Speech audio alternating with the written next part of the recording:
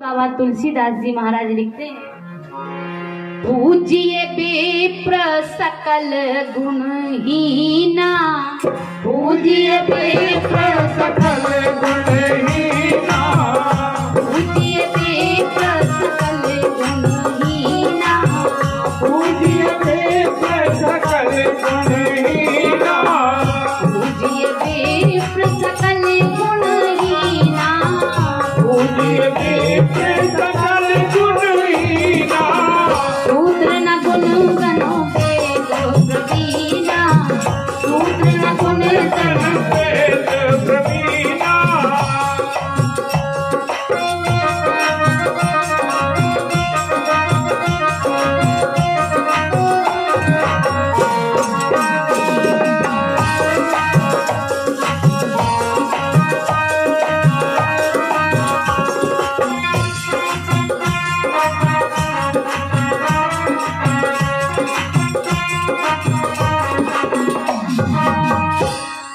कहा वे ब्राह्मण है इसलिए मारो मत, और बालकों का हत्यारा है इसलिए छोड़ो मत।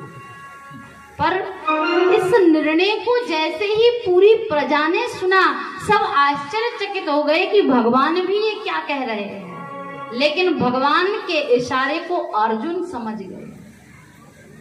क्यों? भगवान ने जैसे ही कहा कि मारो भी मत और छोड़ो भी मत, तो अर्जुन ने क्या किया? अश्वत्थामा के मस्तक के, सर के, दाढ़ी के और मूंछ के बाल मुंडवाए, मस्तक से मणि छीनी और धक्के देकर सभा से बाहर निकाल दिया। क्यों? क्योंकि सम्मानित व्यक्ति का मर जाना तब हो जाता है जब उसे भरे पूरे समाज में अपमानित कर दिया जाए। भरे पूरे समाज में अगर किसी सम्मानित व्यक्ति से अपशब्द कह दिए जाए या उसका अपमान कर दिया जाए, उसका निरादर कर दिया जाए, तो वह मरने बराबर हो जाता है। क्यों? क्योंकि अगर उसको किसी शस्त्र से मारेंगे तो एक बार मरेगा, लेकिन अगर किसी को सभा में निरादर कर दिया जाए, उसका अपमान हो जाए, तो वह बार बार जो भी सामने आता है तब उसे निंदा लगती है, बार बार उसे नीचे देखना पड़ता है। इसलिए यही कार्य किया गया कि भगवान ने निर्णय दिया है कि मारो भी मत, छोड़ो भी मत। तो अश्वत्थामा को अपमानित कर पूरी सभा से बाहर निकाल दिया गया है। अब अश्वत्थामा को सोचना चाहिए था कि मैंने काम तो मरने वाला किया, लेकिन मारा नहीं, मुझे जीवित छोड़ दिया, बहुत बड़ी बात है। लेकिन जब जीव के मन में, जब व्यक्ति के मन में ईर्ष्या का बीज उत्पन्न होता है, तो व्यक्ति कितने से कितना नीचा, कितने से कितना गलत और कितने से कितना कुत्सित कार्य करने के लिए तैयार हो जाता है। आज अश्वत्थामा ने ये विचार नहीं किया कि मुझे जीवित छोड़ दिया, बहुत बड़ी बात है। अश्वत्थामा सोचने लगा मैं पांडव वंश को समाप्त ही कर दूंगा, पांडव वंश में कोई रहने ही नहीं दूंगा। तो विचार कर रहा है बैठा बैठा कि मैंने द्रौपदी के 5 पुत्रों को मार ही दिया है, अभिमन्यु महाभारत के युद्ध में मारा ही गया, अब बचा कौन है? तो याद आया कि जिस समय अभिमन्यु मारा गया था, सुनाई पड़ा था कि अभिमन्यु की जो पत्नी है उत्तरा, वह गर्भवती है। आज उसके 9 महीने पूर्ण हो रहे हैं, मैं उसके गर्भस्थ शिशु को मार दूंगा, इसलिए ब्रह्मास्त्र चलाया। उत्तरा ने ब्रह्मास्त्र को आते हुए देखा, घबराई, दौड़ी दौड़ी भगवान कृष्ण के पास गई और उस ब्रह्मास्त्र से भगवान श्री कृष्ण ने उत्तरा के गर्भस्थ शिशु की रक्षा की।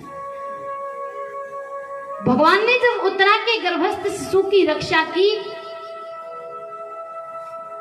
तो ये दृश्य माता कुंती ने देखा।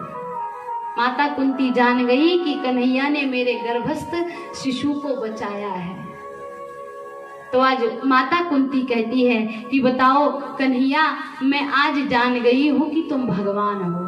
भगवान समझाते हैं, नहीं नहीं बुआ, मैं कोई भगवान नहीं हूं, मैं तो तुम्हारे भाई का बेटा, तुम्हारा भतीजा हूं। भगवान ने जब ये बात कही, माता कुंती कहती है, कन्हैया तेरा यही खेल तो निराला है, किसी का पुत्र बनता है, किसी का बेटा बनता है, किसी को बेटा बनाता है, लेकिन मैं जान गई हूं कि तू भगवान है। भगवान ने बहुत समझाने का प्रयास किया, जब माता कुंती नहीं मानी तो आज भगवान कहते हैं कि एक काम करो, मैं अगर भगवान हूं तो सब मुझसे वरदान मांगो। सब वरदान मांग रहे हैं। धर्मराज युधिष्ठिर ने वरदान मांगा कि मैं सत्य के मार्ग से कभी अडिग ना हो, क्योंकि सत्य के मार्ग पर ही मैं चलता आया हूँ, और वरदान देना है तो यही वरदान दो कि इस सत्य के मार्ग से मैं कभी पथ भ्रष्ट ना हो। क्यों?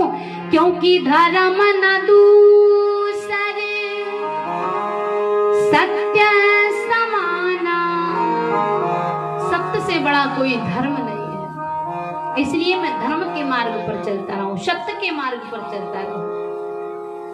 भीमसेन से कहा गया आप वरदान मांगो। भीमसेन कहते हैं कन्हैया वैसे तो संसार में मेरी बड़ी बदनामी है। भगवान कहते हैं कैसी बदनामी?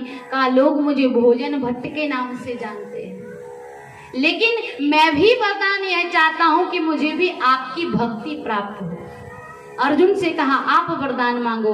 अर्जुन ने वरदान मांगा कि मैं भी यही वरदान चाहता हूं कि मेरा मन निरंतर कन्हैया के चरणों में लगा रहे, स्मरण चलता रहे। नकुल सहदेव ने भी भगवान की भक्ति का वरदान मांगा, और भगवान श्री कृष्ण द्रौपदी से कहते हैं बहन तुम भी वरदान मांगो।